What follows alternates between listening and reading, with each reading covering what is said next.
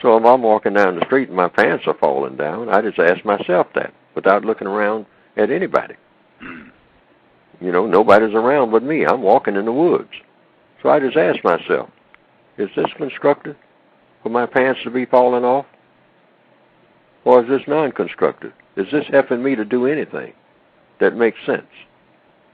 And then answer the question myself. Not ask somebody else. Nobody out there but me.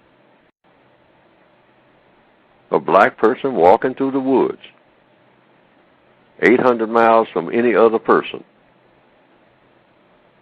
But my pants is down around my ankles and I'm trying to walk. Now what am I doing? And what am I doing it for?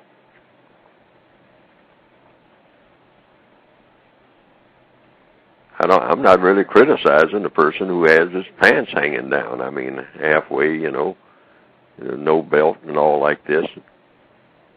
I'm just simply saying, what are you doing it for? What kind of result are you expecting from that activity? This is an activity. This is something that's very carefully thought out.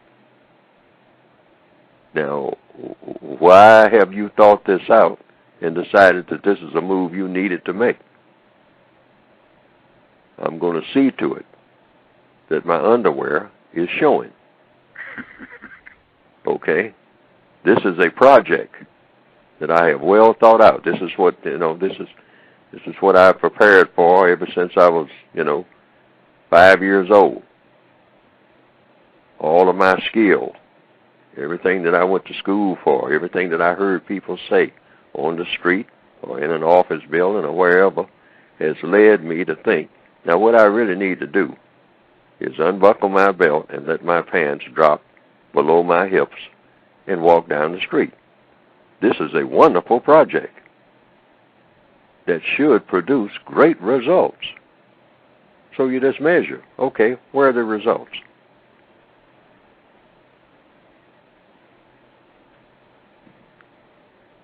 Where are the results?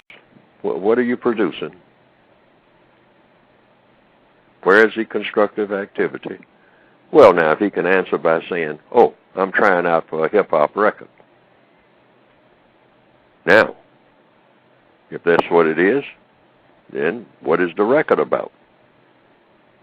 And is it going to produce a constructive result? And you say, well, I made a lot of money, Okay, any other results? Well, I influenced some other people to do what I'm doing. Okay, that up to that point, that might be constructive, all right? But then, I can't argue with it. I'm just saying, the question is, why are you doing what you're doing? Everybody's doing something. The fellow walking past you with the briefcase and the suit and tie, he's doing something. What are the results of what he's doing? In fact, he might be the fellow who is instrumental in manufacturing the pants that you're wearing. Because he owns the factory where the pants are made. Now, that's his result. So in a way of speaking, you might say that he's implicated in what you're doing. But then what does he do with the money that he gets from what he's doing when he manufactures the pants? And for what ultimate objective? Because everybody should have an ultimate objective for everything that they do, for every move. That's an important question. I see what you're doing right here for the moment, but what is your ultimate objective? And some fellows, they may not have it framed in their mind because they're not that focused, but they might be saying by their behavior, well, my ultimate objective is to be an inmate. Number 7725334 in a lockup. Because all of their behavior shows that this is exactly where they're going. I mean, if you just sit down and quietly talk to them, everything that you're doing, you're walking around, you got a gun in your waistband, you got another one strapped around your leg, and you're walking through, quote unquote, the hood. Now, what's your ultimate objective? We know that that's what you're doing right at the moment. Okay. You had breakfast this morning at your aunt's house. Now you're out on the street. You got your 2 guns, a couple of extra clips, your dark glasses, your tattoos.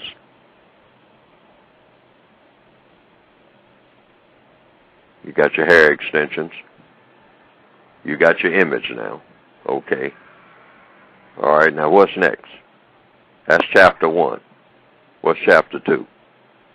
Well, chapter 2 is, hey, sometime before the month's out, I'm going to be in a shootout. Okay. That's chapter 2. Okay, chapter 3 and 4 and 5. Well, I figure if I keep doing this, by the time I get to chapter 15, I'll be dead. Oh, okay. All right. That's what you want to be? You could have done that from day one. Being dead is easy, you know. That's one of the most easiest things in the world for the most incompetent of people to do. And one of the next best things, that's easy, is to get locked up, you know, be in somebody's handcuffs. Now, if you want to really show some skill and really show how smart you are in the hood, be able to say, I've never been shot, and I've never been locked up. And I'm 45 years old in the middle of the hood. I've never been shot, and I've never been locked up. And I'm right in the middle of a hood where just about every shot or locked up. But I'm 50 years old. I've never been shot, and I've never been locked up. Now, take a look at me and figure out how I pull that off.